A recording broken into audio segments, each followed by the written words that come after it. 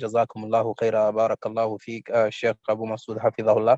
عزیز ساتھیوں، دینی بھائیوں، آج کا موضوع بہت ہی ہمارے لیے اہم ہے۔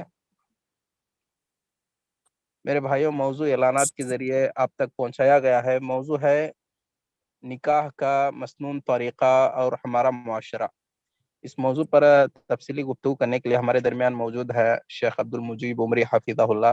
آپ تمام بھائیوں سے گزارش ہے درس کو توجہ سے سنیے، زوم پہ ویڈیو آڈیو بند رکھے۔ درس کے بعد اگر وقت رہا تو انشاءاللہ شیخ کی ذات سے سوالات بھی لیے جائیں گے۔ شیخ محترم ہمارے درمیان کوئی تعارف کی محتاج نہیں ہے الحمدللہ۔ میں بغیر کسی تاخیر کے شیخ محترم کو دعوت دیتا ہوں، وہ آئے اپنا موضوع نکاح کا مسنون طریقہ اور ہمارا معاشرہ اس پر خطاب شروع کرے۔ فلیتفضل مشکورا و ماجورا و جزاکم اللہ خیرا، شیخ عبد المجیب عمری حافظہ اللہ۔ بسم اللہ الرحمن الرحیم۔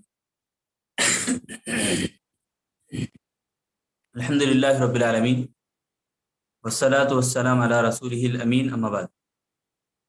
اعوذ باللہ من الشیطان الرجیم، بسم اللہ الرحمن الرحیم۔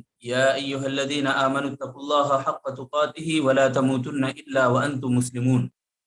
یا ایہا الناس اتقوا ربکم الذی خلقکم من نفس واحدہ وخلق منها زوجہا وبث منہما رجالا کثیرا ونساء واتقوا الله الذي تساءلون به والأرحام إن الله كان عليكم رقيبا۔ يا أيها الذين آمنوا اتقوا الله وقولوا قولا سديدا يصلح لكم أعمالكم ويغفر لكم ذنوبكم ومن يطع الله ورسوله فقد فاز فوزا عظيما۔ محترم سامعین اور میرے عزیز ساتھیوں، دوستوں، تمام قسم کی تعریفیں اللہ رب العالمین کے لیے لائق و زیبا ہے، جس نے مجھے اور آپ کو اسلام سے مالا مال کیا، اسلامی تعلیمات سے مزین کیا، اور ہمیں وقتاً فوقتاً قرآن اور حدیث کی باتوں سے ہماری تربیت کرتا رہا، جس میں سے ایک تربیتی مجلس جس کو ہم کہہ سکتے ہیں، جو ہمارے نوجوان ساتھی AIGC کے، اللہ تعالیٰ سبھی کو جزائے خیر دے، کہ باقاعدہ بڑے اچھے انداز سے چلا رہے ہیں۔ اور ہم دعا بھی کریں گے ہم سب مل کر کہ اللہ تعالیٰ ہمارے نوجوانوں کو اور اسی طرح ہمارے سبھی مسلمان ساتھیوں کو، مرد اور خواتین کو، اسلام کی دولت سے مالا مال رکھے، اسلام کی دولت، اسلام کی تعلیمات کو سیکھتے رہنے کی توفیق عطا فرمائے، آمین یا رب العالمین۔ تو آئیے، آج جو موضوع ہے ہمارا معاشرے کا سلگتا ہوا موضوع ہے، اور بہت ہی بڑا بہترین موضوع کہ معاشرے میں ایک معاشرہ صالح معاشرہ کب بنتا ہے، ایک معاشرہ جنتی نمونہ کب دکھلا سکتا ہے۔ یعنی بہترین اور ایک خوبصورت نمونہ اگر پیش کرتا ہے معاشرہ، تو اس کے اندر اسلامی تعلیمات اور اسلام کی جو نعمتیں ہیں وہ اس کے اندر موجود ہوں۔ تو اسلام کی جو نعمتیں ہیں معاشرے کو بہتر سے بہتر تربیت کرنے والے بنا سکتے ہیں۔ ان میں سے ایک بہترین تربیت نما اگر ہم کہیں تربیت سے مزین بڑی بھرپور نعمت اگر ہم کہیں تو نکاح ہے۔ کیوں؟ اس لیے کہ قرآن اور حدیث کے اندر بے شمار جگہوں پر اللہ اور اس کے رسول کی تعلیمات ہمیں ملتی ہیں نکاح کے سلسلے میں، کہ نکاح ایک ایسی عبادت ہے، نکاح ایک ایسا معاملہ ہے کہ معاشرے کو ایک اچھی شکل اختیار کرنے والا بناتا ہے، اور گناہوں کو میٹ دیتا ہے، زناکاری بدکاری کو ختم کرتا ہے، اور بری نگاہوں کو دور کرتا ہے، نگاہوں کی حفاظت کرتا ہے، بچائے رکھتا ہے، اور نمائش اور برے افعال کو ختم کرتا ہے۔ تو نکاح کے سلسلے میں موضوع ہمارا بہترین ہے کہ نکاح کا جو مسنون طریقہ ہے وہ کیا ہے، اور ہمارا معاشرہ کس دہانے پر کھڑا ہے۔ تو نکاح کا مسنون طریقہ سننے سے پہلے نکاح کے تعلق سے کچھ اہم باتیں ہم سنیں کہ نکاح کی ترغیب کیسے ہمیں اسلام میں دی گئی ہے۔ تو جیسا کہ قاری نے بھی پڑھا ہے، اللہ جزائے خیر دے، بڑی پیاری آیت ہے، وَأَنكِحُوا الْأَيَامَ مِنكُمْ وَالصَّالِحِينَ مِنْ عِبَادِكُمْ إِن يَكُونُوا فُقَرَاءَ مِنكُمْ إِن يَكُونُوا فُقَرَاءَ، یعنی اللہ تعالیٰ فرماتے ہیں کہ نکاح کرواؤ تم میں سے جو نیک لوگ ہیں اور تم میں سے جو غلام ہیں، اگر تم میں فقیر ہوں یعنی تنگ دست ہوں، ان یکونوا فقراء منکم فلیستعفف الذین، اللہ تعالیٰ تمہیں مالدار بنائے گا۔ اگر تم فقیر ہو تو اس نکاح کے بدولت اللہ تعالیٰ تمہیں غنی کرے گا، تمہیں بے نیاز کرے گا۔ تو یہ سورہ نور کی آیت میں بڑی بہترین آیتیں قاری نے تلاوت کی۔ تو اللہ تعالیٰ کا حکم ہے فَانْكِحُوا مَا طَابَ لَكُمْ، سورہ نساء کی آیت میں اللہ تعالیٰ فرماتے ہیں آیت نمبر 3 میں کہ تم کو جو عورت پسند آتی ہے تم ان سے شادی کرو۔ یعنی نکاح کا جو طریقہ ہے صحیح طریقے سے، صحیح انداز سے، کہ شادی کا جب وقت آئے، نوجوان ہو، جوانی کی عمر میں ہے، تو نکاح اور بلوغت کی عمر میں پہنچ جائے، تو اللہ کے نبی صلی اللہ علیہ وسلم نے فرمایا یا معشر الشباب، اے نوجوان گروہ، من استطاع منکم الباءۃ فلیتزوج، اللہ کے نبی صلی اللہ علیہ وسلم نے کہا کہ تم میں جو بھی استطاعت رکھتا ہے اور قوت با جس کو حاصل ہے، ان کو چاہیے کہ وہ نکاح کریں۔ کیوں؟ فإنه اغض للبصر واحسن للفرج، اللہ کے نبی نے فرمایا کہ اس کے دو بڑے فائدے، نکاح کرنے سے آدمی کو کیا ہوتا ہے کہ اس کی نگاہیں حفاظت میں آ جاتی ہیں اور اس کی شرمگاہ حفاظت میں رہ جاتی ہے۔ اغض للبصر مانا کہ نگاہیں نیچی ہو جاتی ہیں۔ معاشرے میں ہم دیکھتے ہیں خاص طور سے جہاں پر بھیڑ بھاڑ زیادہ ہو، یعنی بھیڑ زیادہ ہو لوگوں کی، عورتیں جو نیم برہنہ رہتی ہیں اور اوریانیت کو عام کرتی ہیں، کپڑے ایسے پہنتی ہیں کہ ان کے اوپر نگاہ ڈالے بغیر نہیں رہتے لوگ، اس طرح سے نگاہوں کی حفاظت ہوگی شادی کے ذریعے سے، نکاح کے ذریعے سے۔ اور نکاح کا معنی بھی بڑا پیارا معنی ہے کہ نکاح کہتے ہیں کہ میل ملاپ کو ایک جائز طریقے سے، ایک اچھے طریقے سے دو آدمیوں کا، یعنی ایک مرد اور عورت کا جوڑا بنتا ہے، اور ایک اچھے ارادے سے، شرعی معنی میں اگر شریعت میں ہم دیکھیں تو اس کا ایک اچھا معنی یہ ہے کہ مرد اپنی خواہش کو پورا کرنے کے لیے، اپنی ضرورت کو پورا کرنے کے لیے وہ ایک اچھے طریقے سے، یعنی اسلامی طریقے سے ایک عورت کو اپناتا ہے، اس کو کہتے ہیں نکاح۔ تو اللہ کے نبی صلی اللہ علیہ وسلم کی اور حدیثیں جو بے شمار حدیثیں ہیں، جن میں سے ایک حدیث نکاح کے بارے میں، جب انسان نکاح کرتا ہے، شادی کرتا ہے، اذا تزوج العبد، جب آدمی نکاح کرتا ہے، فقد استکمل نصف الدین، یعنی آدھے دین کو وہ مکمل کرتا ہے، آدھا دین اس کو حاصل ہوتا ہے۔ اللہ اکبر۔ اور اللہ کے نبی نے کہا فلیتق اللہ فی النصف الباقی، اور بقیہ جو آدھا دین ہے وہ اللہ کے ڈر پر منحصر ہے۔ جو آدمی اللہ سے زیادہ ڈرتا ہے، آدھا دین اس کو مل گیا۔ اور اسی طرح نکاح کرتا ہے تو نکاح نہ کرنے پر جو نقصانات ہیں، جیسا کہ آج ہمارے معاشرے میں ہم دیکھتے ہیں کہ کئی بچیاں شادی کے بغیر رہ گئی، ان کے بیچ میں جو رکاوٹ ہے وہ کئی رکاوٹ ہے، جہیز کی لعنت کی ایک رکاوٹ ہے، اور عمر کی ایک رکاوٹ ہے، اور اسی طرح نسب کی ایک رکاوٹ ہے، حسب کی، خوبصورتی کی ایک رکاوٹ ہے، کئی رکاوٹیں۔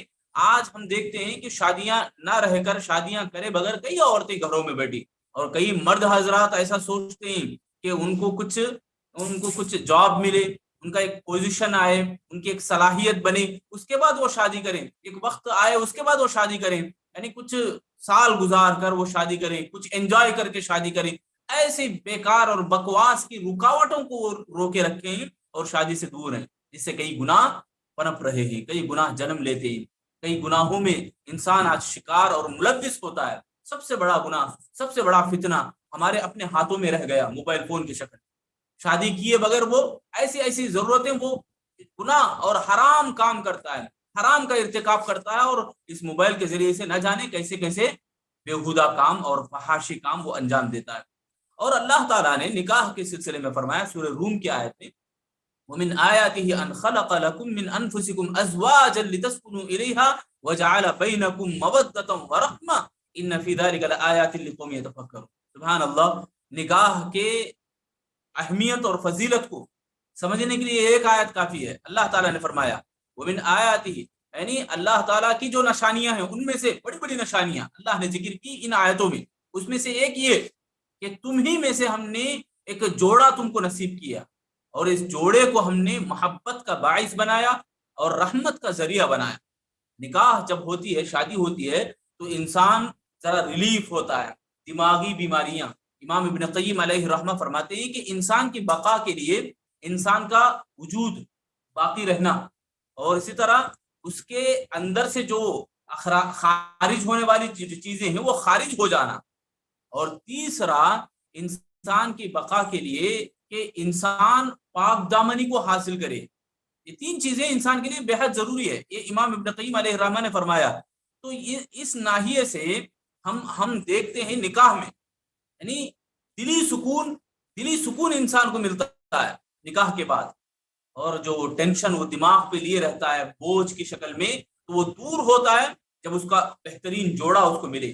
کئی باتیں ایسی ہوتی ہیں جو ماں باپ کو بھی بتا نہیں سکتا، تو اس کو ایک ایسا دوست چاہیے، اس کو ایک ایسا بازو چاہیے جو اس کا جسم کا حصہ اس کو کہیں، جیسا کہ اللہ نے فرمایا ہن لباس لکم وانتم لباس لہم، کہ وہ تمہارا لباس ہے، تم ان کے لباس ہو، یعنی ایک ہی لباس میں تم دونوں پیروئے گئے ہو، ایک ہی لباس میں تم لوگ ہو، دونوں بھی ہو۔ تو اس سے جو بات معلوم ہوتی ہے کہ کچھ باتیں، کچھ عادتیں، کچھ ایسے حرکات ایک ایسے جوڑے سے ہی وہ نصیب ہو سکتی ہیں، کسی اور سے وہ نصیب نہیں ہو پاتی۔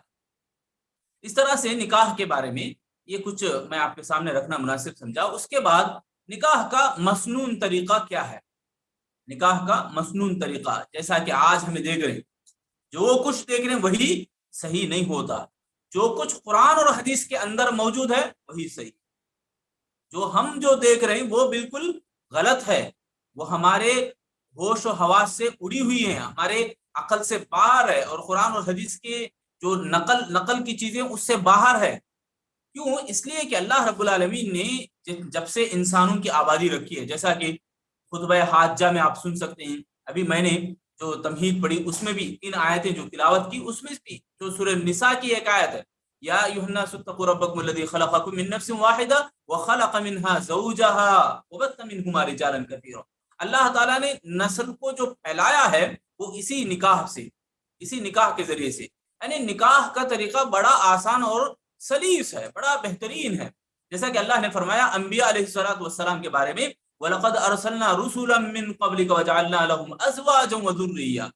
جتنے بھی رسول آئے تم سے پہلے، نبی کو خطاب ہے کہ اے نبی آپ سے پہلے جتنے بھی رسول آئے وہ ہر ایک اپنی بیویاں رکھتے تھے اور اولاد بھی رکھتے تھے۔ مانا کیا معلوم ہوا کہ ہر نبی شادی کر چکے ہیں، تو یہ نبیوں کی سنت رہی ہے۔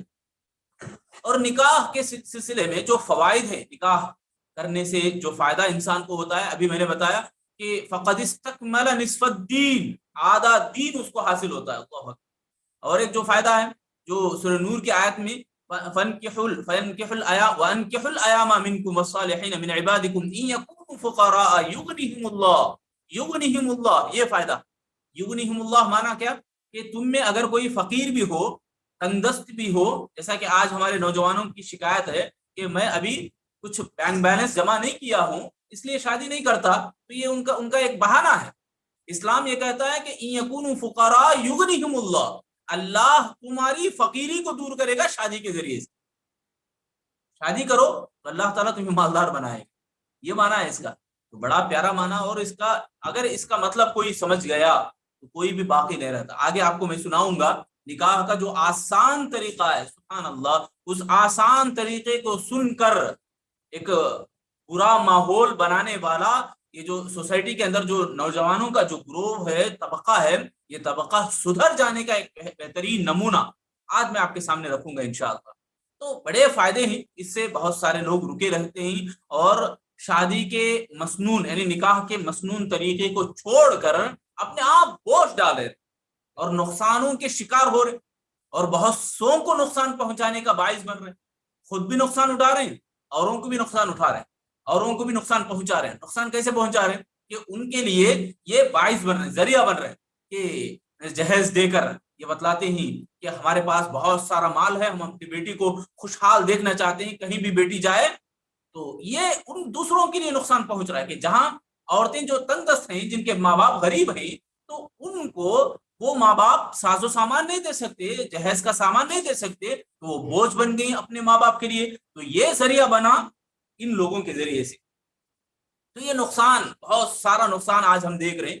تو آئیے میں آپ کے سامنے مسنون طریقہ بتاتا ہوں نکاح کا۔ نکاح بولے تو ہم جو دیکھتے ہیں، ایک خطبہ پڑھا جاتا ہے، ڈھنڈورا پیٹا جاتا ہے، بہت سارے لوگ جمع ہوتے ہیں، نکاح، اور خود شوہر بھی یعنی جس کا نکاح ہوتا ہے وہ بھی بہت یہ بڑا عمل سمجھتا ہے، بہت بڑا نیکی ہے اپنی جگہ، مگر کام وہ ایسا سمجھتا ہے کہ لوگوں کو بہت زیادہ ہنگامی طور پر بلانے لگتا ہے، اور بہت پریشان بھی ہوتے ہیں اور رشتے بھی ٹوٹتے ہیں۔ کئی رشتے بھی انہی نکاحوں میں ٹوٹتے ہیں کہ مجھے نہیں بلائے، ان کو نہیں بلائے، اور کارڈ بھی جو چھپواتے ہیں 100 200 500 1000 تک ہیں، 1000 روپے ایک کارڈ. اللہ اکبر، کیسی فضول خرچی کی جاتی ہے. چلیے سب سے پہلا واقعہ میں آپ کے سامنے رکھنے جا رہا ہوں جو نکاح کے سلسلے میں. حضرت انس بن مالک رضی اللہ تعالیٰ عنہ کی حدیث ہے کہ کہتے ہیں کہ عبد الرحمن بن عوف رضی اللہ تعالیٰ عنہ کے تعلق سے کہ ایک مرتبہ اللہ کے نبی صلی اللہ علیہ وسلم ان سے ملتے ہیں بازار میں. اثر صفرا انی، اللہ کے نبی صلی اللہ علیہ وسلم کہتے ہیں رآ اثر صفرا، ان کے کپڑوں پر کچھ زرد کلر ایک دیکھتے ہیں. اللہ کے نبی صلی اللہ علیہ وسلم پوچھتے ہیں قال ما هذا یا عبد الرحمن، کہ یہ کیا چیز ہے؟ قال انی تزوجت امرأة، اے اللہ کے نبی صلی اللہ علیہ وسلم میں نے ایک عورت سے نکاح کی ہے، علی وزن نواتی من ذهب، ایک گٹلی کے برابر سونے کے عوض میں نے ایک عورت سے نکاح کی ہے. یہاں دیکھو ایک بات ہمارے کو جو بات معلوم ہو رہی ہے کہ امام الانبیاء اور اللہ کے نبی صلی اللہ علیہ وسلم مدینے میں آنے کے بعد تمام مسلمانوں کے سردار اور امیر اور ایک ذمہ دار اور اللہ کے نبی رسول ہیں اللہ کے نبی صلی اللہ علیہ وسلم. اس کے باوجود ان تک پتہ نہیں چلا کہ یہاں شادی ہو چکی ہے، نکاح ہو گیا ہے. میں یہ نہیں بول رہا ہوں کہ اللہ کے نبی کو نہیں بلائیں، وہ بھی اپنی جگہ صحیح بات ہے. میں یہ بتانا چاہ رہا ہوں آپ کو سب سے پہلے کہ نکاح اتنا آسانی سے ہو گیا کہ نبی کو تک پتہ نہیں چلا ہے. اور ایک بات سنو، نکاح کا معنی کیا ہے؟ نکاح بولے تو میل ملاپ. اسی معنی سے ایک حدیث میں آپ کو سناتا ہوں کہ اللہ کے نبی صلی اللہ علیہ وسلم کے بارے میں آتا ہے اذا خطب احدکم من ترضوک، یعنی جو بھی آدمی کسی کے پاس آئے، کسی بچی کے باپ یا رشتہ دار کے پاس آئے اور کہے کہ میں تمہیں پیغام دیتا ہوں تمہاری فلاں بیٹی کے سلسلے میں، من ترضوک، اگر تم میں سے کوئی راضی ہو ان سے، یعنی ان کے دینہ و خلقہ، ان کے اخلاق اور ان کے دین سے راضی ہو، فزوجوہ، ان سے نکاح کرواؤ. الا تفعلوه تکن فتنة فی الارض وفساد کبیر، اگر تم شادی نہیں کرائے، یعنی تمہارے پاس دیکھو نکاح کا طریقہ آپ کو میں بتا رہا ہوں کہ نکاح کا طریقہ کیا ہے. ایک آدمی آ کر بولے کہ مجھے تمہاری فلاں بیٹی یا فلاں بچی اور عورت مجھے پسند آئی ہے، میں نکاح کرنا چاہتا ہوں، یعنی نکاح کا پیغام دیے. تو نکاح کے پیغام پر ولی جو ذمہ دار ہے یا کفیل جو ذمہ دار ہے وہ راضی ہو گیا، نکاح ہو گیا. نہ خطبہ نکاح، نہ ولی کی رضامندی تو یہاں ہے، ولی سے بات ہو رہی نا، اور 2 گواہوں کا، اور یہ جو ڈھنڈورا پیٹنے کا، کارڈوں کا چھپوانے کا، منگنی کا، یہ سب ذکر ہی نہیں ہے. آپ یہ بات سنیں تو حیران رہ جائیں گے. صرف بات چیت پر نکاح متعین ہو سکتا ہے، بات چیت پر نکاح ہو جا سکتا ہے. خیبر کا واقعہ مشہور واقعہ ہے. خیبر سے واپس آئے نا اللہ کے نبی صلی اللہ علیہ وسلم، تو واپس آنے کے دوران اللہ کے نبی سے نکاح ہو گیا. اس سے حضرت صفیہ بنت حوی بن اخطب، یہ بنو قریظہ کے سردار کی بیٹی تھی، ان کو تیار کروانے والی ام سلیم رضی اللہ تعالیٰ عنہ، جب نکاح کے لیے پیش کیا جاتا ہے اللہ کے نبی صلی اللہ علیہ وسلم ان کو آزاد کرتے ہیں اور نکاح میں لے لیتے. کوئی ولی نہیں وہاں میں، ولی کا ذکر ہی نہیں ہے، بس ان کو آزاد کرنے کے عوض میں اللہ کے نبی شادی کرتے ہیں. وہاں کیا وہاں مہر جو متعین ہوا وہ مہر آزادی ہے، آزادی مہر ہے. تو معلوم یہ ہوا کہ نکاح اتنا آسان ہے کہ بات چیت سے نکاح طے ہو جاتا ہے. نکاح کے لیے بس 2 لوگوں کا موجود ہونا، یعنی نکاح کے جو ارکان ہیں بیان کیے جاتے ہیں نکاح کے تعلق سے کہ دونوں میاں بیوی ہو اور ولی ہو، ولی راضی ہو، دونوں میاں بیوی کو نکاح کروائیں اور بات چیت میں، بس اتنا ہی نکاح کے سلسلے میں. تو دیکھیے اور ایک طریقہ جو صحیح بخاری کی حدیث میں موجود ہے، ایک عورت آتی ہے اللہ کے نبی صلی اللہ علیہ وسلم کے پاس آ کر کہتی ہے کہ اللہ کے نبی میں اپنے آپ کو میں آپ پر ہبا کرتی ہوں. اللہ کے نبی چپ رہتے ہیں. اتنے میں ایک صحابی اٹھ کر آتے ہیں، اللہ کے نبی صلی اللہ علیہ وسلم اگر آپ کو راضی نہیں ہے تو میں ان سے نکاح کر لیتا ہوں. اللہ کے نبی صلی اللہ علیہ وسلم پوچھتے ہیں تمہارے پاس کیا ہے؟ وہ کہتے ہیں میرے پاس یہ کمبل ہے، میرے جسم پر جو ہے وہ کمبل ہے، تو یہ چادر ہے. تو نبی صلی اللہ علیہ وسلم کہتے ہیں اگر تم ان کو دے دو گے تمہارے پاس کیا رہے گا؟ ان سب نوجوانوں کے لیے یہ ایک تنبیہ ہے کہ نوجوان اتنے سارے مال اور دولت کے مالک ہونے کے باوجود یہ کہتے ہیں کہ مجھے جاب لگنے پر میں شادی کروں گا. شرم کی بات ہے. صحابہ کا عمل تو دیکھو یہاں اتنا سادہ اور سیدھا، آ کے کہتے ہیں کمبل کے سوا میرے پاس کیا بھی نہیں، میں شادی کرنے کے لیے تیار ہوں، میں شادی کرنے کے لیے تیار ہوں. اللہ کے نبی صلی اللہ علیہ وسلم فرماتے ہیں جاؤ ڈھونڈو کوئی اور چیز. وہ کہتے ہیں میرے پاس کچھ بھی نہیں, کم سے کم لوہے کی انگوٹھی تو دیکھو, وہ تو دو مہر میں. تو اللہ کے نبی صلی اللہ علیہ وسلم سے وہ صحابی کہتے ہیں اللہ کے نبی میرے پاس وہ بھی نہیں ہے, وہ بھی موجود نہیں ہے. تو اللہ کے نبی صلی اللہ علیہ وسلم کہتے ہیں چلو تمہیں کچھ قرآن تو یاد ہوگا. تو وہ صحابی کہتے ہیں ہاں مجھے فلاں فلاں سورہ یاد ہے. تو چلو وہ سورہ تم اس عورت کو سکھاؤ, وہی تمہارا حق مہر ہے. نکاح ہو گیا. ہاں کیا بھی چاکلیٹوں کو تقسیم کرنا, وہ بانٹنا, مصری وغیرہ بانٹنا, بادام بانٹنا, کھجور بانٹنا, یہ کوئی تذکرہ نہیں, کسی طرح ذکر نہیں. سبحان اللہ. تو نکاح کے سلسلے میں اس قدر آسان اور سیدھی اور سادی بات اللہ کے نبی صلی اللہ علیہ وسلم کی یہ واقعہ پیش آیا. اسی طرح یہ جو بھی باتیں ہمارے آنکھوں کے سامنے جو دکھتے ہیں, جیسا کہ اعلان کرنا, شادی ہوتی نا, شادی ہونے کے ٹائم پہ لوگ اعلان کرنے پر تلے رہتے ہیں. اعلان کرنا تو یہ اعلان اچھی بات ہے, ہمارے معاشرے میں جو بھی ہو رہا ہے اعلان کرنے کے سلسلے میں, کارڈوں کو جو چھپواتے ہیں, تو یہاں حدیث بھی وہ بیان کرتے ہیں. حدیث کیا ہے, اعلنوا ھذا النکاح, اللہ کے نبی صلی اللہ علیہ وسلم فرماتے ہیں اس اعلان کا نکاح کرواؤ. وَاضْرِبُوا عَلَيْهِ الْغِرْبَانَ, کہ چھوٹی چھوٹی بچیاں دف بجائیں, اللہ کے نبی فرماتے ہیں. مگر امام البانی علیہ الرحمہ دوسرے جو ٹکڑے کو اس کے اوپر اعتراض کرتے ہیں, ثابت نہیں بولتے ہیں, حدیث میں یہ ثابت نہیں. ہاں پہلا جو ٹکڑا ہے اعلنوا ھذا النکاح, اعلان کرو, تو نکاح کے طور پر صحیح معنوں میں کتنے لوگ ہو سکتے ہیں؟ اگر شرعاً ہم دیکھیں تو 4 لوگ بس کافی ہے. ایک ولی, 2 گواہ, ایک مرد, کافی ہے. 4 ہی افراد, یہ 4 ہی افراد موجود ہوں تو نکاح ہو جائے گا. آپ سنیں ایک تابعی کے بارے میں بڑا مشہور ہے, سعید بن مسیب علیہ الرحمہ, بڑے مشہور تابعی, تابعین کے سردار بھی. ان کے پاس جب ایک شاگرد پڑھنے آتے تھے تو ایک شاگرد غائب تھے 1 ہفتہ بھر. 1 ہفتے کے بعد جب وہ آئے, پوچھا کیوں نہیں آئے, تو وہ کہتے ہیں کہ میری اہلیہ وفات پا گئی, اس لیے میں 1 ہفتہ نہیں آ سکا. تو کلاس پڑھاتے ہیں, کلاس ختم ہوتی ہے, اس کے بعد حضرت سعید بن مسیب ان سے پوچھتے ہیں کہ قریب آ کے بیٹھو, میں کچھ بات کروں گا آپ سے. تو وہ پوچھتے ہیں کیا آپ کو ارادہ ہے نکاح کا؟ تو کہتے ہیں ہاں اگر کوئی مناسب لگے, کوئی مل جائے. تو حضرت سعید بن مسیب علیہ الرحمہ وہیں بیٹھے بیٹھے خطبہ نکاح پڑھاتے ہیں, اور وہ گھر چلے جاتے ہیں. دوسرے دن صبح یہ لڑکی کو لے کر آتے ہیں اور آ کر حوالے کرتے ہیں, یہ تمہاری امانت ہے, لے لو. اس کے بعد چلے جاتے ہیں. یہاں بھی کوئی دعوت کا تذکرہ نہیں, کوئی بھی مسئلہ نہیں. جیسا کہ آج ہمیں دیکھ رہے ہیں اعلان کرنے کے سلسلے میں یہ ساری چیزیں, یہ سب بہانے, اسراف اور تبذیر ہے, فضول خرچی ہے. اور دوسری بات جو ہم دیکھتے ہیں جیسا کہ کاغذوں کا یعنی سائن کروانے کا, جیسے کہ آج ہم دیکھتے ہیں, پہلے ایسا کاغذ کا بھی رواج نہیں تھا, یعنی دستخط وغیرہ لینا, یہ بھی قانون کے ماتحت, قانون کے خلاف کبھی بھی نہیں ہونا ہے. جہاں ہم ہیں دارالامن میں ہو, دارالاسلام میں ہو, تو الحمدللہ وہاں بھی دستخطوں کی بات ہوتی ہے. دارالکفر میں ہے جیسا کہ ہندوستان ہے, تو وہاں پر بھی, یہاں پر بھی ہم کاغذوں کا بندوبست کرتے ہیں. الحمدللہ یہ اچھی بات ہے, یہ خلاف اسلام کے خلاف کیا بھی نہیں ہے, مسنون طریقے میں آتا ہے. مسنون نکاح کے طریقے میں ایک اور بات یہ بھی کہ مہر طے ہو جانا, جیسا کہ سورہ اللہ تعالیٰ نے سورہ بقرہ میں فرمایا وَإِن طَلَّقْتُمُوهُنَّ مِن قَبْلِ أَن تَمَسُّوهُنَّ وَقَدْ فَرَضْتُمْ لَهُنَّ فَرِيضَةً فَنِصْفُ مَا فَرَضْتُمْ إِلَّا أَن يَعْفُونَ. اللہ نے فرمایا کہ جب تم نکاح کرتے ہو, جائز طریقے سے عورت کو حاصل کرتے ہو, اور اس کو چھونے سے پہلے اسے اگر چھوڑنا ہوتا ہو, چھونے سے پہلے مطلب ملاقات ہونے سے پہلے اسے تم چھوڑ دے رہے ہو, یعنی طلاق دے رہے ہو, تو تمہیں چاہیے کہ آدھا مہر تم ان کو واپس کرو یا معاف کرو. مطلب کیا ہوا کہ نکاح میں مہر کا طے ہونا ضروری ہے, لازم ہے.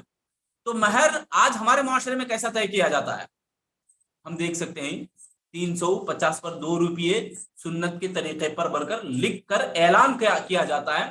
شرم نہیں آتی کہ 300 روپئے دیتے ہیں مہر میں, اور کہیں کہیں پر 1100 روپئے یا 650 روپئے, یعنی رواج, رسم و رواج انسان اپنے وقت طے کر لیا ہے. قرآن اور حدیث کو تو پیٹ پیچھے ڈال دیا ہے.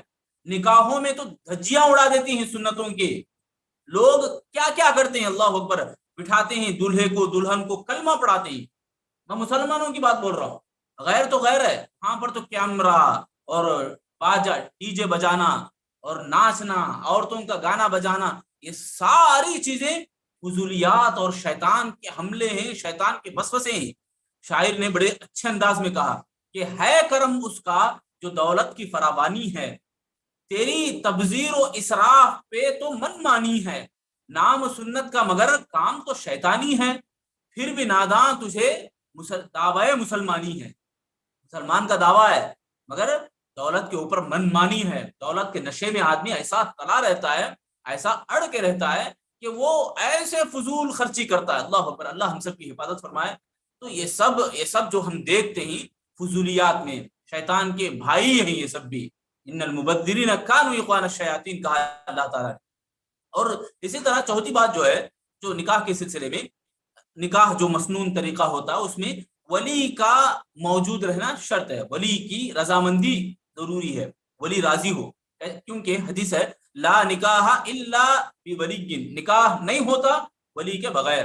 اسی طرح دو گواہوں کا عادل گواہ بھی موجود ہو، کہ اللہ کے نبی صلی اللہ علیہ وسلم کی ابن ماجہ کی حدیث ہے لا نکاح الا بولی وشاہدین، دونوں گواہ بھی موجود ہو اور ولی بھی وہاں موجود رہے۔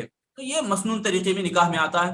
اور اسی طرح ایک اور بات، خطیب، جیسا کہ خطیب خطبہ پڑھتا ہے، خطبہ مسنونہ جس کو بولتے ہیں، خطبہ حاجہ جس کو بولتے ہیں، وہ جو خطبہ حاجہ جمعہ میں بھی آپ سنتے ہیں ان الحمدللہ نحمده ونستعینه ونستغفره ونعوذ باللہ من شرور انفسنا ومن سیئات اعمالنا، یہ سارا کا خطبہ پڑھا جاتا ہے۔ آپ بارہا سنیں، جمعہ کے خطبے میں جو خطبہ پڑھتے ہیں وہی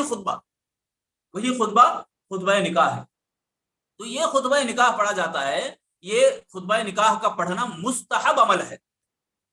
کیا ہے؟ مستحب ہے، ضروری بھی نہیں ہے، شرط بھی نہیں ہے۔ یہ خطبہ نہ ہو تو نکاح نہیں ہوگا ایسی بات نہیں ہے، مستحب عمل ہے، مسنون طریقے میں آتا ہے یہ بھی۔ اور ایک اور بات یہ ہے کہ لوگ ذرا زیادہ جمع ہوں، یعنی 4 آدمی کے علاوہ اور بھی ہوں، تو خطیب کو چاہیے، خطبہ پڑھنے والے کو چاہیے کہ وہ ان آیتوں کا خلاصہ پیش کرے۔ خطبہ نکاح میں جو باتیں ہوتی نا، اللہ کی تعریف بیان ہوتی ہے، اللہ کی کبریائی بیان کی جاتی ہے، پھر سب سے بہترین بات قرآن کی بات، سب سے بہترین طریقہ رسول کا طریقہ، یہ بیان ہوتا ہے۔ اس کے بعد 3 آیتیں پڑھی جاتی ہیں تقوی سے متعلق ہے۔ اور یہاں پر ایک بات میں آپ کو ضرور بتانا چاہوں گا، میرے لیے نہیں ہم سب کے لیے بہت بڑا فائدہ ہے، وہ یہ کہ نکاح میں ایک مرد ایک عورت جو ملتے ہیں، ہے نہیں، ملاقات ہوتی، شادی خوشی کا موقع ہے، خوشی کے موقع پر یہاں تقوی کی آیتیں پڑھی جا رہی ہیں، یا ایھا الذین آمنوا اتقوا اللہ، تینوں آیتوں میں ایمان والو اللہ سے ڈرو، اللہ سے ڈرو، اللہ سے ڈرو۔ خطبے میں تو پڑھی جاتی ہے، معنی رکھتا ہے، مگر اللہ کے نبی صلی اللہ علیہ وسلم کا یہ طریقہ جو مسنون طریقہ مستحب عمل ہے کہ خطبہ نکاح میں بھی تینوں آیتوں کا پڑھنا، یہ کیا معنی رکھتا ہے؟ یہ یہاں یہ معنی رکھتا ہے کہ میاں اور بیوی دونوں آپس میں ایک دوسرے کی امانت ہے، ایک دوسرے کا حق نبھانے میں وہ اللہ سے ڈرے، اللہ سے ڈرنا چاہیے زندگی بھر۔ آج دیکھو کتنے ایسے شادیاں ہیں جو سال گزرتا نہیں طلاق کی نوبت لے لیتی، سال چھوڑو، 6 مہینے 5 مہینے گزرتی ہیں، لڑائی جھگڑے پر اتر آتے ہیں اور ایک دوسرے کے خلاف ہو جاتے ہیں، ان کے ماں باپ بیزار ہو جاتے ہیں، ان کی طرف سے رشتہ دار پریشان ہو جاتے ہیں۔ کتنی شادیاں ہیں آج، سبھی شادیاں، ہر شادی، ایک تو بات یہ ہے کہ سب جو بھی حضرات ہیں نکاح کرتے ہیں، انبن کی بات آتی ہے، کچھ باتیں اختلاف ہوتی ہیں، مگر انہی اختلاف کو کنٹرول کرنا اسلام سکھاتا ہے، کیسے جینا، زندگی کیسے گزارنا اسلام بتاتا ہے۔ ہن لباس لکم وانتم لباس لہن، کہا اللہ تعالیٰ نے، جو تم کھاتے ہو وہی تم کھلاؤ، جو تم پہنتے ہو وہی تم پہناؤ، جو تم اپنے لیے کرتے ہو وہی تم اپنی بیوی کو بھی کرواؤ، جو تمہاری خوشی ہے اپنی بیوی کی بھی خوش کرو۔ یہ اللہ کے نبی صلی اللہ علیہ وسلم کی باتیں ہیں، حدیثیں، جہاں پر غصہ اور اختلاف کہاں نہیں، بولو انسان ہے تو ہر جگہ ہے، یہ سب باتیں ہوتی ہیں۔ تو اسلام ہمیں بتاتا ہے مسنون عمل، تو ہم اس کو لے کر کیا کیا ہنگامے مچاتے ہیں، یعنی جو شادیاں مسنون طریقے پر نہ ہوتی ہیں وہی شادیاں اس طرح سے شکار ہوتی ہیں، زیادہ بگاڑ اور طلاق کی نوبت لے لیتی ہیں۔ تو یہ خطیب کو چاہیے کہ اللہ سے ڈرائیں، اللہ کے ڈر کی باتیں کرائیں، وہ جو دلہا دلہن ہے ان دونوں کو بھی، اور جو کرواتے ہیں رشتہ دار ان سب کو بھی۔ آج کل کیا ہوتا ہے، اللہ کا ڈر نہیں ہے شادیوں میں، اللہ کا ڈر نہ ہونے کی وجہ سے یہ شادیاں نہیں بلکہ یہ سنیما ہال بن گئی، اس سے بھی بدتر بن گئی، اور تو اور سبحان اللہ مسلمانوں کی شادیوں میں اللہ کا نام بھی لیا جاتا ہے، وہیں پر شرک کے اعمال بھی کیے جاتے ہیں، شرک کے کرتوت بھی کیے جاتے ہیں. شادی ہوتے ہی فوراً دلہے کے پاؤں پڑنا یا ماں باپ کے پاس آشیرواد لینا، یہ سارے رسم و رواج جو بھی ہیں یہ اللہ کا ڈر نہ ہونے کی وجہ سے، اور اسلام نہیں ہے اور مسنون طریقہ ان کو پتہ ہی نہیں ہے. مسلمان ہے مگر یہ کہاں کی مسلمان ہے. اللہ ہم سب کو بچائے، سمجھنے کی توفیق دے. ہمیں ہر ایک فرد ذمہ دار ہے. آپ بھی جو بھی سن رہے ہیں تمام بھائیوں سے میں گزارش کر رہا ہوں کہ ہر ایک یہ نکاح کا مسنون طریقہ بتائیں. بس چند سیکنڈوں کی بات ہے، یہ نکاح چند سیکنڈوں میں نکاح ہو جانے والا، مگر یہاں دھجیاں اڑا دیتے ہیں لوگ اسلام کے نام پر. یہ بہت سارے خرافات کرتے ہیں اسلام کے نام پر، نکاح کے نام پر. یہاں آدھا ایمان جو کہا گیا وہ آدھا ایمان نہیں بلکہ گناہوں کی پوری خوراک لے لیتے ہیں، گناہ پورے خرید لیتے ہیں. اللہ ہم سب کو بچائے، آمین. تو اللہ سے ڈرائے. خطیب کو چاہیے کہ وہ کچھ وقت لے تاکہ تفسیر کرے، یعنی لوگوں کو سمجھائیں. ایسا معاملہ ہی نہیں. کچھ لوگ ہیں ایسے کہ شادی میں خطبہ نہیں ہے تو نہیں چلتا، ایسے سخت رہتے. بیچاروں کو یہ بھی معلوم کرنا چاہیے کہ یہ نکاح میں خطبہ جو پڑھا جاتا ہے وہ مستحب ہے، ضروری نہیں ہے، فرض نہیں ہے. خطبہ دینا ضروری نہیں ہے. اور کچھ لوگ ایسے ہیں کہ خطبہ نکاح پڑھتے ہی قاضی کو بھگا دو، ہمارا عمل شروع ہو، خطبہ پڑھانا اور چلے جانا ان کا کام کیا بھی نہیں ہے. ایسا کر دیتے ہیں لوگ، یعنی مسلمان ہی ایسے. اللہ ہم سب کی حفاظت کرے. اور اسی طرح نکاح میں جو مسنون طریقہ جو ہے اس میں ایجاب و قبول اہم بات ہے. ابھی میں نے بتایا کہ نکاح نام ہے دو آدمیوں کا، مرد اور عورت دونوں راضی ہیں ایک دوسرے سے ملنے پر، تو تیسرا جو ہے ولی، اور اسی طرح جو دو گواہ، یعنی یہ ان چند افراد کے اوپر نکاح مکمل ہو جاتا ہے. نکاح ہو جاتا ہے جیسا کہ اللہ کے نبی صلی اللہ علیہ وسلم نے صفیہ رضی اللہ عنہا سے نکاح لیا. اور اسی طرح ولیمہ یہ بھی بہت اہم رکھتا ہے. یہ شوہر کے اوپر ذمہ ہے کہ وہ ولیمہ کروائے، جیسا کہ اللہ کے نبی صلی اللہ علیہ وسلم نے عبد الرحمن بن عوف رضی اللہ عنہ سے کہا کہ عبد الرحمن تمہارے لیے تو اب ضروری ہے اولم بشاتن ولو بشاتن، تم ولیمہ کرو اگر ایک بکری ہی صحیح، تو ولیمے میں ایک بکری کم سے کم ہونی چاہیے. تو یہ ولیمے کے لیے سنت ہے، یہ بھی شرط اور اسی طرح ضروری نہیں ہے. اللہ کے نبی صلی اللہ علیہ وسلم صفیہ رضی اللہ عنہا سے نکاح کیا تو کیا کرے معلوم؟ ملیدہ، جیسا کہ ایک شوربہ، ایک مشروب پینے کی چیز ہے، وہ پینے کی چیز اللہ کے نبی صلی اللہ علیہ وسلم نے تمام لوگوں کو پلایا. ام سلیم رضی اللہ عنہا بیان کرتی ہے صفیہ رضی اللہ عنہا کو ہم نے تیار کیا، نبی صلی اللہ علیہ وسلم کے کمرے میں روم میں بھیج دیا، اور اس کے بعد یہاں صحابہ اکرام جمع ہوئے کہ ہم کیا کھلائیں کیا کھائیں. تو کوئی کھجور لایا، کوئی ستو لایا، کوئی کچھ اور چیز لایا، مشروب کی چیزیں، دودھ لائے کوئی. تو اس طرح سے اس کو ملا کر مکس کر کے ایک جوس بنائے جو ملیدہ کہتے ہیں، وہ پلایا گیا. بس ہو گیا نکاح. لوگ یہاں ایسے شرطیں، یعنی مضبوط، یعنی اتنا مضبوط آدمی کہ عقیدے میں پختہ، یہ بتانے کے لیے کیا کرتا ہے کہ نکاح میں ایک بکری ضرور ہونا یا دو بکری ضرور ہونا، یہ اتنے لوگوں کو کھانا کھلانا ضرور کھلانا، 1000 2000 4000. نکاح کے نام پر ایسے فضول خرچی کرتے ہیں کہ کھانے کو کتنا ضائع کرتے ہیں. ولیمہ بھی یہ مسنون طریقے میں آتا ہے، یہ شوہر کے اوپر ذمہ داری ہے، ضروری ہے مسنون طریقے میں. اور اسی طرح لڑکی کی اجازت اگر منگنی میں ہو چکی ہے، نکاح سے پہلے کیا ہوتا ہے کہ پہلے کچھ آدمی خواہش کرتے ہیں کہ فلاں گھر میں عورت ہے، لڑکی ہے، تو وہ جا کر پوچھتے ہیں، اگر وہ راضی ہو گئے تو شادی وہیں ہوگی. شادی یعنی اگر دیکھنا چاہے نکاح میں مسنون طریقہ، یعنی معنی اور اس کا مکمل مطلب اگر ہم سمجھنا چاہتے ہیں تو نکاح یہی ہے.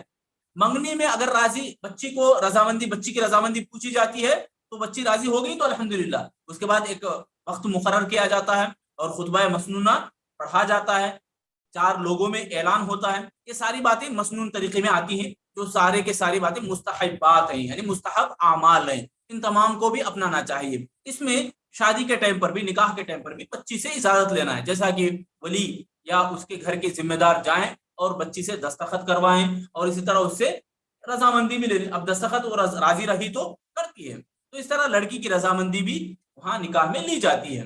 اگر منگنی میں لیے ہیں تو شرط نہیں. پھر منگنی میں جب معلوم ہے منگنی ہوتی نا، منگنی مطلب مانگنا، لڑکی کو مانگنا، اس کو منگنی کہتے ہیں. مگر یہ نکاح سے بھی بڑھ کر ہوتا ہے. نکاح میں جتنی دعوت ہوتی ہے ویسی سیم ٹو سیم دعوت منگنی میں بھی آج کل ہو رہی. تو یہ فضول ہے، یہ اسلام اجازت نہیں دیتا. وہاں صرف مانگ لی جاتی ہے، پوچھ ہوتی ہے. مانگتے ہی لوگ کیا کرتے ہیں، منہ میٹھا کرنے کے لیے کچھ چیزیں لاتے ہیں. یا پان کا رسم زیادہ چلتا ہے، پان کھلانا. کیا ہوا، طے ہوا کیا ہوتا ہے، پان کھا لیے، مطلب کیا، شادی طے ہو گئی ہے. پان یہ ذریعہ ہے، پان بتا رہا ہے. اللہ اکبر، یہ کیسا ہمارا رسم ہے، مسلمانوں کا رسم رواج بن گیا. تو یہ مسنون طریقہ نہیں ہے. مسنون طریقہ جو نکاح کا اسلام میں کیا ہے کہ بچی سے اجازت لی جاتی ہے، بچی کی رضامندی اگر ہے تو شادی ہو جاتی ہے. تو یہ اس طرح. اسی طرح ایک اور طریقہ یہ ولی، جیسا کہ میں ابھی بتایا شروع میں کہ ولی ہو اور 2 گواہ ہوں اور مرد ہو اور عورت کی رضامندی ہو، یہ کچھ کام ہو تو شادی ہو جائے گی. مگر آج ہمارے پاس یعنی جیسا کہ اسلام جو بتاتا ہے نکاح کے جو 2 ارکان، میں ابھی بتایا کہ زوجین ہو، دونوں میاں بیوی ہوں، اور اسی طرح لڑکی کی طرف سے کوئی رکاوٹ نہ ہو، یعنی لڑکی اگر راضی نہیں ہے تو وہاں نکاح کی بات ہی نہیں آتی. ولی کی زبردستی، رشتہ داروں کی زبردستی اگر ہے تو شادی کی بات، نکاح کی بات نہیں آتی، یعنی مسنون عمل نہیں کہلائے گا. اگر رکاوٹ بن رہا تو بعد میں معلوم ہوا تو نکاح فسخ بھی ہو سکتا ہے، ٹوٹ بھی سکتا ہے. یعنی بہت سارے ایسے اعمال ہیں جس سے نکاح نہیں ہوتا، جیسا کہ شرک ہے، شرک بھی ٹوٹ سکتا ہے. لڑکی کی رضامندی نہیں ہے تو وہ بھی ٹوٹ سکتا ہے. زبردستی ہے ماں باپ کی تو وہاں بھی شادی فسخ ہو سکتی ہے، یعنی ٹوٹ سکتا ہے نکاح. اسی طرح دوسرا رکن جو ہے ولی کی رضامندی، یعنی ولی بھی راضی ہو. ولی مطلب اس کا جو ذمہ دار ہے، اس کی کفالت جو لے رہا آدمی، وہ ذمہ دار آدمی کی رضامندی، اس کی اجازت کے ساتھ یہ شادی طے ہو. یہ 2 ہی ارکان ہیں. اب نکاح میں جو شرطیں ہیں 2 ہی شرطیں ہیں، ولی کی اجازت، سیم رکن میں بھی ہے یہی بات، اور 2 گواہوں کا موجود ہونا. 2 گواہ موجود ہونا یہ شرط ہے. رکن الگ ہے، شرط الگ ہے. رکن میں 2 سیم باتیں، ولی، یہ دونوں میں بھی آ جاتا ہے. تو یہ کچھ باتیں تھی نکاح میں. اب ہمارا معاشرہ جیسا کہ ہم دیکھتے ہیں نکاح میں جو کچھ ہوتا ہے کہ جہیز کے نام پر شادی کو اتنا بڑا بنا دیے، اس قدر بوجھ بنا دیے ہی کہ کئی شادیاں رک گئی. میں آپ کو یہی بتا رہا ہوں کہ ہم سب کا ذمہ ہے کہ اسلام کا جو مسنون طریقہ ہے وہ ہم بتائیں. نہیں بتاتے ہیں تو لوگ اسی پر تلے ہوئے ہیں کہ ایک آدمی پڑھائی کر رہا ہے، علم حاصل کر رہا ہے، نالج حاصل کر رہا ہے یا ڈگریاں حاصل کر رہا ہے، تو اس سے جب پوچھا جاتا ہے شادی میں کیا لے گا، شادی میں تو شادی کیسے کرے گا، تو وہ بڑے شان سے بولتا ہے کہ میں ڈیمانڈ کروں گا 10 لاکھ کا، 20 لاکھ کا، 50 لاکھ کا ڈیمانڈ کرتا ہے وہ آدمی. پڑھائی اسی لیے تو پڑھ رہا ہوں، ڈگریاں اسی لیے تو حاصل کر رہا ہوں، ایسا بول کے کہتا ہے کہ شادی کو بوجھ بنا کے رکھا ہے. اور اس کا وبال نہ صرف اس کے اوپر بلکہ اس کے پورے رشتہ داروں کے اوپر بھی پڑے گا. اور اس کے ساتھ ساتھ جتنے لوگ شادی سے رکے ہوئے ہیں، جہیز نہ دے سکے، ایسے رکاوٹیں، ان سب کا نقصان اس کے اوپر بھی پڑے گا. تو آج ہمارے معاشرے میں ہو رہا ہے. آج لڑکیوں کو جب شادی میں دیتے ہیں تو مالدار ہیں لڑکیاں، تو لڑکی کے والدین تو وہ کیا کرتے ہیں، ساز و سامان بھی ساتھ بھیجتے ہیں، ساز و سامان بھی دیتے ہیں، اور ساتھ میں کہتے ہیں کہ ہماری بچی کو اچھا ہم دیکھیں، ہیرے کے جیسا دیکھیں، تو اس کو ایسے ہی تم بھی رکھنا، ایسے ہی تم بھی پالنا. اس طرح سے ڈھیر سارے انعامات دیتے ہیں، پیسے دیتے ہیں، یہ تحفے تحائف دیتے ہیں. یہ سب بھی گناہ کا راستہ اپنانے والے ہیں. اور شرم کی بات یہ ہمارے مسلمان بھائیوں کو، بہنوں کو معلوم ہی نہیں کہ حضرت علی رضی اللہ عنہ، حضرت فاطمہ رضی اللہ عنہا کی شادی کیسے ہوئی. اور ایک بے شرمی کا منہ لے کر وہ دلیل کے طور پر بولتے ہیں، دلیل دیتے ہیں کہ علی رضی اللہ عنہ بھی جہیز لیے، علی رضی اللہ تعالیٰ عنہ جہیز لیے، نعوذ باللہ، اللہ کے نبی صلی اللہ علیہ وسلم سے ساز و سامان لیے. واقعہ میں بتاتا ہوں، دیکھو سمپل واقعہ ہے، سیرت کی کتابوں میں یہ واقعہ بھرا ہے. ہمیں ہمارے رشتہ داروں کے بارے میں بہت اچھا معلوم ہے، ہمیں ہمارے تعلق سے، ہمارے جائیداد، پراپرٹیز، یہ اچھی طرح ہمارے کو معلوم ہے. کسی فلم ایکٹر کے بارے میں پوچھو تو اچھا معلوم ہے. سیرت رسول ہمارے کو معلوم نہیں، سیرت رسول ہمارے کو معلوم نہیں، رسول کی بیٹیوں کی زندگیاں ہمیں معلوم نہیں ہے. اور شرم کے مارے منہ سے یہ نکالتے ہیں کہ علی رضی اللہ عنہ کو جہیز دیے، فاطمہ رضی اللہ عنہ کو جہیز دیا اللہ کے نبی، نعوذ باللہ. دیکھو سنو واقعہ، بڑا سمپل واقعہ ہے، آپ بھی سنا ہوگا، سنیں، ہم سب سنیں، سمجھیں، اوروں کو سمجھائیں. ہمارا معاشرہ ڈوبا ہوا ہے گناہوں میں، یہ نکاح کے نام پر بڑے بڑے گناہ وہ کر رہا ہے. تو نکاح کیسے ہوا؟ اللہ کے نبی صلی اللہ علیہ وسلم علی رضی اللہ عنہ کو جب دیکھے، آپ کو معلوم ہے علی رضی اللہ عنہ کس کے پاس پلے؟ محمد صلی اللہ علیہ وسلم کے پاس پلے. اللہ کے نبی صلی اللہ علیہ وسلم ہی ان کے کفیل تھے.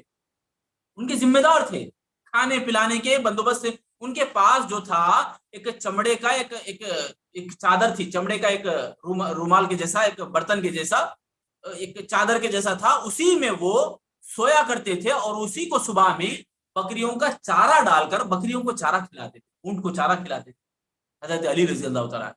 یعنی یہ اتنے غریب اور اتنے تنگ دست تھے علی رضی اللہ تعالیٰ. تو اللہ کے نبی صلی اللہ علیہ وسلم نے ان کو بلوایا, وہ چادر لے کر اس کو فروخت کیا, اس سے کچھ دینار اور درہم آئے.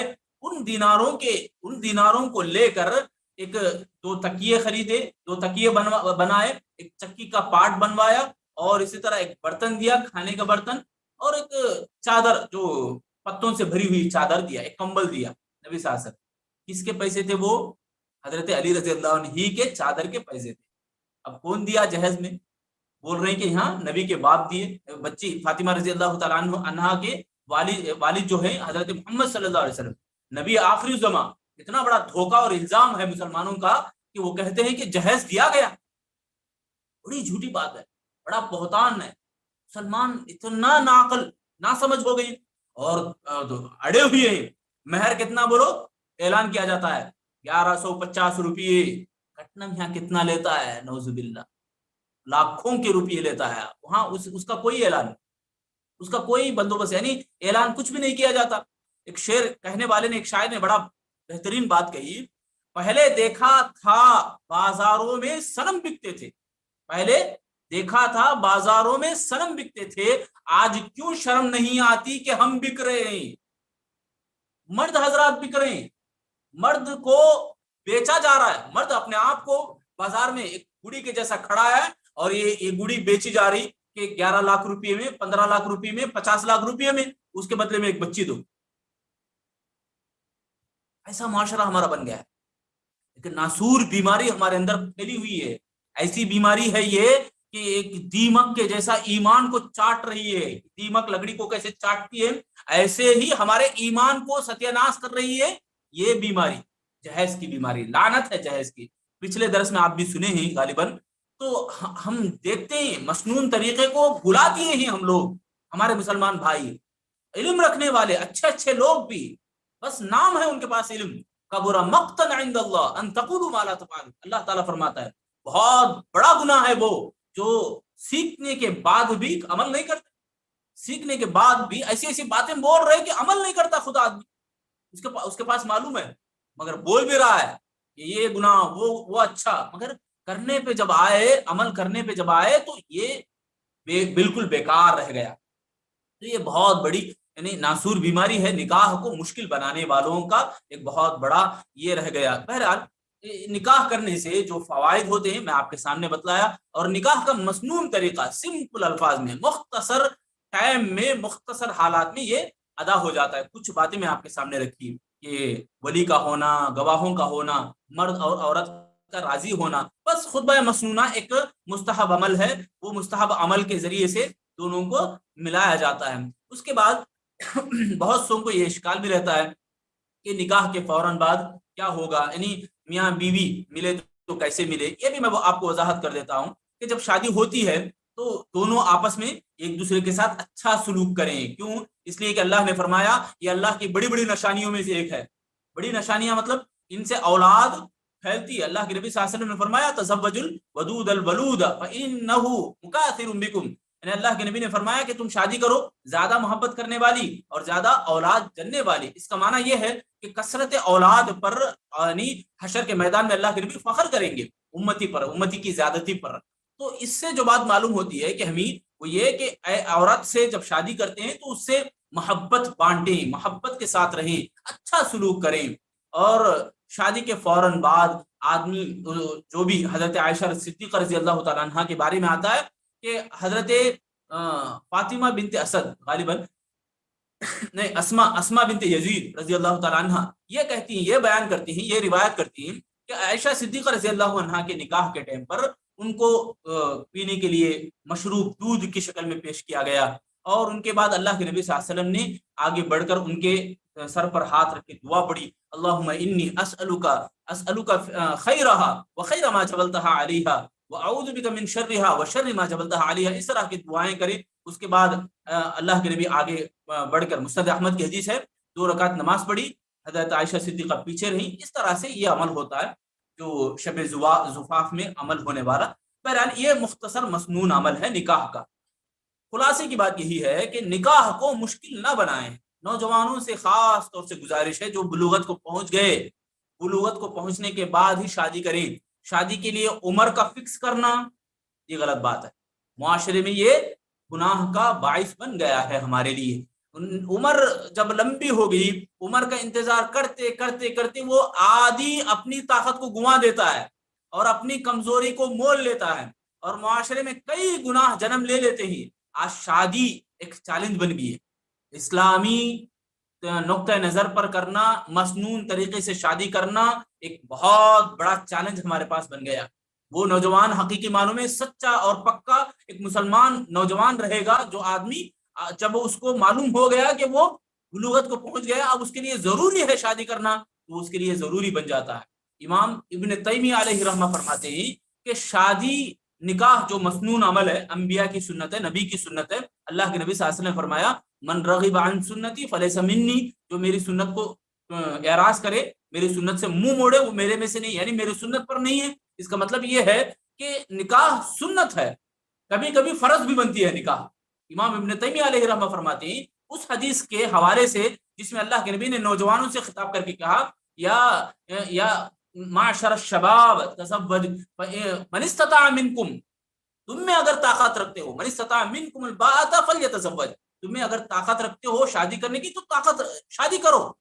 کیوں؟ اس لیے کہ اس کے ذریعے سے تم اپنی نگاہوں کو نیچی کرو گے اور اپنی شرمگاہ کی حفاظت کرو گے. اس کا معنی یہ ہے کہ نوجوان اگر بلوغت کو پہنچ گیا، اس کو یہ معلوم ہو گیا کہ اس کو اب سخت ضرورت ہے ایک جوڑے کی، ورنہ وہ بگڑ جائے گا، ورنہ وہ گناہوں کا شکار ہوگا، ورنہ وہ کئی خرافات میں مبتلا ہو سکتا ہے، اس کے ذریعے سے کئی گناہ جنم لے سکتے ہیں. آج ہم دیکھ رہے معاشرے میں ایک نوجوان تنہا اپنے آپ کو محسوس کرے گا تو وہ کئی گناہوں کا شکار ہوگا. نوجوان کی نوجوانی اگر دیکھنا ہے تو اس کے موبائل میں دیکھو کس قدر وہ بگڑا ہوا ہے، کس قدر وہ خرافات میں مبتلا ہے، اور کیسے وہ شیطان کا شکار ہو چکا ہے. ہم دیکھ سکتے ہیں مسجد کے آس پاس یا جہاں عبادت کے اڈے ہوتے ہیں، مدارس، ان کے آس پاس کئی ایسے نوجوان ہمیں نظر آتے ہیں کہ وہ عبادتوں سے کوسوں دور ہیں.